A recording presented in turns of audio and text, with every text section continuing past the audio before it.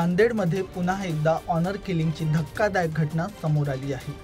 पित्याने विवाहित मुलीसह तिच्या प्रियकराला विहिरीत टाकून मारल्याची घटना घडली आहे। नांदेड जिल्ह्यातील उमरी तालुक्यात पित्याने पोटच्या विवाहित मुलीची आणि तिच्या प्रियकराची हत्या केली।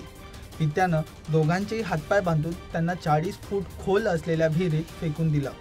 घटनेची माहिती मिळताच पोलिसांनी गावकऱ्यांच्या मदतीने मुलीचा मृतदेह विहिरीतून बाहेर काढला, तर मुलाचा शोध अद्यापही सुरूच आहे। धक्कादायक बाब म्हणजे दोघांच्याही हत्येनंतर आरोपी पिता स्वतः पोलीस ठाण्यात हजर झाला होता। संजीवनी कंबळे आणि लखन बालाजी भंडारे अशी मृतांची नावे आहेत। संजीवनी ही उमरी तालुक्यातील बोरजुनी येथील रहिवासी आहे। गेल्या वर्षी गोडेगाव इथल्या सुधाकर कंबळे यांच्यासोबत तिचं लग्न झालं होतं। विवाहापूर्वी संजीवनीचं लखन भंडारे याच्यासोबत प्रेम प्रकरण सुरू होतं। लग्नानंतरही ही दोघं एकमेकाच्या संपर्कात होते।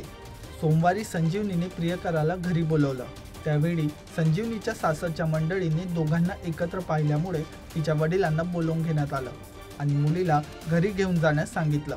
यावेळी मुलीचे काका आणि आजोबा देखील सोबत होते। झालेल्या प्रकारामुळे संतप्त झालेल्या मुलीच्या वडिलांनी दोघांनाही गावी आणलं। त्यानंतर करकाळा शिवारात दोघांना मारहाण करून संजीवनी आणि लखनचे हातपाय बांधून त्यांना विहिरीत फेकून दिलं। मुलीने सर फोन करून त्याला बोलवून घेतली आणि माझा मुलगा गेला। तिथे गेल्याच्या नंतर त्याला पकडल्याच्या नंतर माझ्या मुलानं त्याच्या मित्राला फोन केला, महेंद्र मला फोन केला की तुमच्या मुलाला असं असं पकडलं। लगेच मी आणि पकडलं त्याला आपली माणसं घेऊन या, काय ते मिटून घेऊन ये करू। मग मी माझ्या माणसाकडे आलो आणि अशी घटना झाली आहे, आपण गोळेगावला जाऊ। मग आम्ही निघाल्या। मग तिथून आम्ही जाण्याच्या अगोदरच त्याला तिथून गायब केलं। माझ्या एका भावानं तिथे एक आमच्या सासरवाडी आहे त्याची, तिथं होता ते मला फोनवर सांगला की असं असं झालं, याला इथून घेऊन गेलेत, मानहाण करून घेऊन गेलेत आणि असा पांधन रस्त्यानं इकडून शेतानं घेऊन चाललेत। आणि आम्ही इकडून चालले म्हणलं, आम्ही बी तिकडून मधूनच आल्या, आम्हाला गटले नाही। मग हुडकून आम्ही शेवटी थोडं समोर गेल्यावर माणसं दिसली आम्हाला की असं असं झालं म्हणून तिथं आम्हाला कळलं की असं मारून टाकलं म्हणायचं। हां, तुम्ही काय पाहिलं? आम्ही काहीच पाहिलं नाही, फक्त चर्चाच ऐकलं तिथं हिरीमध्ये मारून टाकलं म्हणून। नेमकं हे म्हणजे तिचं लग्न झालं होतं, मुलीला गोळेगावला दिलं होतं, 1 वर्ष झालं। 1 वर्ष झालं। आता ह्याच्यानंतर काय मुलगी फोन करत होती, काय होती आम्हाला माहीत नाही सर। हे आजच कळलं की मुलाला बोलून घेतली म्हणायचं। म्हणजे तिथं गेल्याच्या नंतर फोन आल्यावरच कळलं की माझा मुलगा तिथं गेला म्हणायचं। त्याच्या व्यतिरिक्त काय नाही। आता मागणी काय तुमची? आता काय मागणी सर, एकतर माझ्या मुलाचं वय 18 झालेली नाही, 16-17 वर्षाचा मुलगा आहे माझा, न्याय भेटावं। कोण मारलं काय माहिती झालं?